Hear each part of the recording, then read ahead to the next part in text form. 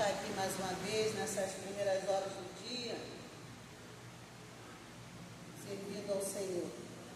Abra sua Bíblia lá em Jeremias 28, nós vamos falar sobre dois profetas.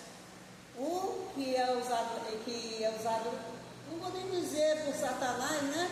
Mas é um mentiroso que fica enganando o povo, que fica falando palavras bonitas e positivas para o povo, enganando o povo. E o profeta de Deus que vem falando a verdade, né? E vai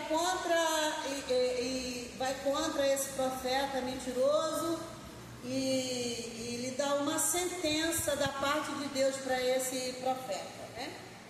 Eu vou ler alguns versículos aqui logo no capítulo, os primeiros versículos do capítulo 28, e vou terminar, e vou reiniciar lá no versículo 12.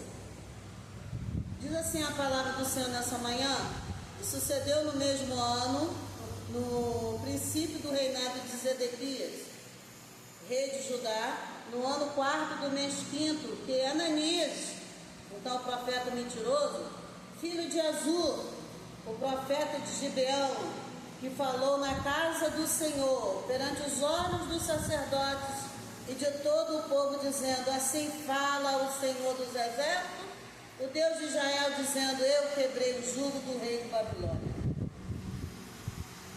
Depois de passado 2 anos completos, eu tornarei a trazer a este lugar todos os vasos da casa do Senhor, e deste lugar tomou Nabucodonosor, rei de Babilônia, levando-os para a Babilônia. Aí pulou lá para o versículo 12. Isso era o que o profeta mentiroso disse, que Deus ia quebrar o jugo de Nabucodonosor, que ia trazer os utensílios todos da casa de Deus que ele levou, mas isso tudo era mentira. No 12, o profeta de Deus, que tinha um jugo no pescoço, disse assim, mas veio a palavra do Senhor a Jeremias depois de que Ananias, o profeta, quebrou o jugo de sobre o seu pescoço. Jugo é como se fosse aquela coisa de cavalo, né? Enfim, do profeta Jeremias, dizendo, tipo isso, né? Vai falar Ananias, dizendo, assim diz o Senhor: jugos de madeira quebraste, mas em vez deles, farei jugos de ferro. Isso é o Senhor falando que o povo dele iria, como o povo dele iria viver. Porque assim diz o Senhor dos exércitos, o Deus de Israel: jugo de ferro pus sobre o pescoço de todas essas nações, para servirem a Nabucodonosor, rei de Babilônia, e servi-lo, e até os animais do campo lhe dei. E disse Jeremias, o profeta, a Ananias, o profeta: ouve agora, Ananias, não te enviei o Senhor, mas tu fizeste que este povo confiasse em mentiras, pelo que assim diz o Senhor: eis que te lançarei de sobre a face da terra, este ano morrerás, porque falaste em rebeldia contra o Senhor. E morreu Ananias, o profeta, no mesmo ano, no 7º mês. Amém? Pode se sentar. Estava lendo essa passagem em casa outro dia, e estava vendo como as nossas igrejas hoje, os nossos irmãos, estão à mercê desses profetas mentirosos, que ficam enganando o povo, né? E ele fala assim, não posso nem dizer que é Satanás, porque a própria carne dele está fazendo com que ele engane o povo. Note que Ananias estava dentro do templo, ele estava na frente dos sacerdotes, né? E mesmo assim estava mentindo, e mesmo assim enganando o povo. Não se preocupe não, que daqui a 2 anos, assim diz o Senhor, diz ele, né? Que eu vou quebrar o jugo do pescoço do povo e vou trazer tudo de volta para cá. Eu estava aqui pensando, como que era estar no templo do Senhor sem nenhum vaso para ser usado de ouro, aquele deserto dentro daquele tabernáculo, não tinha o que fazer ali sem os utensílios que eles estavam acostumados a fazer. Como assim? E agora? Note, irmãos, que foi Deus que botou Nabucodonosor para ir lá falar aquele povo. Esse rei aqui, em outras passagens está Jeconias. Jeconias era um rei idólatra, que feria o coração de Deus ao erguer outros altares. E assim, ninguém acha aqui que Deus ia deixar isso barato, acha? Não. Qualquer um de nós, se a gente não andar na presença direitinho, conforme tem que ser, Deus certamente que a vara do Senhor cai sobre nós, cai sobre nós, E eu fico muito assim, reflexiva no sentido de pensar de como é que a igreja está lançando responsabilidade de cada membro mesmo, falando, como a gente lança a responsabilidade em outras pessoas. E hoje, Deus fala conosco, É necessário que a gente se sinta responsável pela obra, É necessário que a gente se sinta assim, instrumento de Deus, A não ser, eu não posso falar, não vou lá no matutino não, porque pastor Jair e a sua esposa estão ali, Não, muito pelo contrário, eu vou lá ajudar os irmãos, porque é minha responsabilidade fazer isso diante do mestre, diante de Deus. Verdade. E aí, todo esse povo, ele fica enganado por uma fala mentirosa, de engano de um profeta que está longe de Deus, que Deus ainda não está mais se revelando a ele, E esse sacerdote, e os sacerdotes olhando, vendo e nada fazendo. E a gente deve se preocupar muito. Eu estou falando de uma maneira bem generalizada, tá, irmãos? Para a gente não afunilar, não, mas bem generalizado. A gente vê hoje as nossas igrejas, infelizmente, falando isso.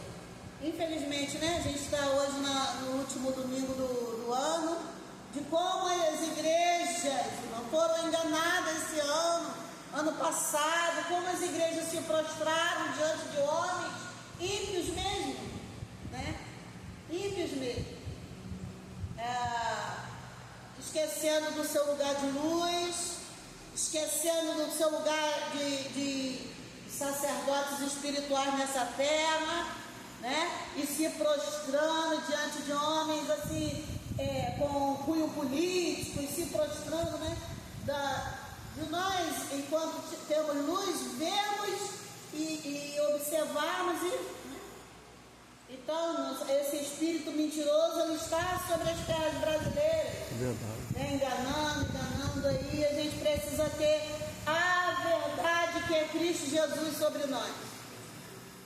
E aí, voltando aqui à palavra, esse profeta, ele ensina uma situação sobre o pescoço do profeta. O profeta está um jugo, e ele faz aquele teatro, vai lá e quebra o jugo do pescoço do profeta, Assim diz o Senhor, assim como quebrei esse jugo, assim Deus fará. Aí Deus depois manda o profeta lá, vai lá e diz a ele lá, que porque ele engana meu povo, eu vou botar jugo de ferro no pescoço deles, dos líderes, vou botar jugo de ferro, E fala a ele que antes de um ano ele morrerá, porque ele engana meu povo. Então, aquele que usa a palavra de Deus enganosamente não ficará de pé, não ficará.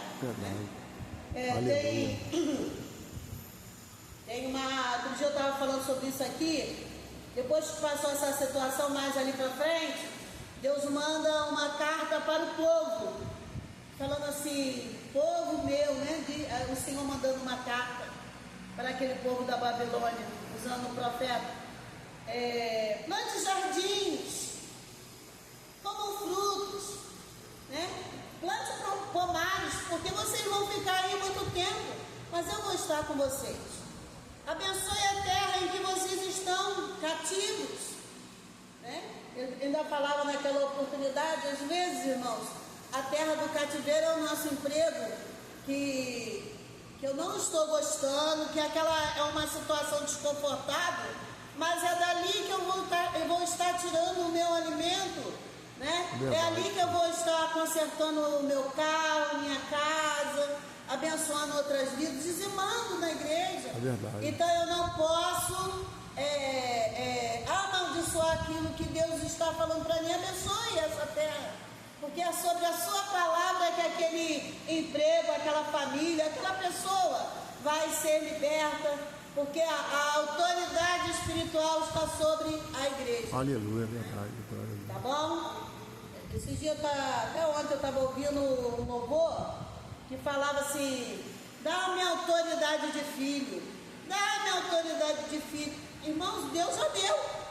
Você é filho. Abre a boca. A igreja, irmão, ela só se movimenta pela voz falada de ordenança, né? Eu não sei quem que inventou esse negócio de oração, como é que ele fala? Oração silenciosa na mente, que é para o inimigo não ouvir. Não!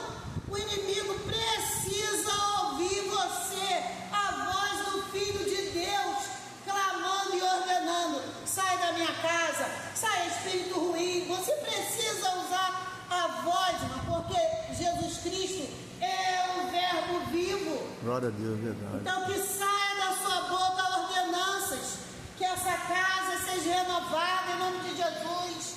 Senhor, proveja, Senhor, condições de um emprego, proveja condições para eu arrumar a minha oficina, um trabalho, não sei, alguma coisa, acerte a minha família, Senhor, né? Orar com voz audível para que o mundo espiritual ouça a voz do Filho de Deus. Aleluia, dos filhos de Deus. Glória a Deus. Tá bom, meus irmãos?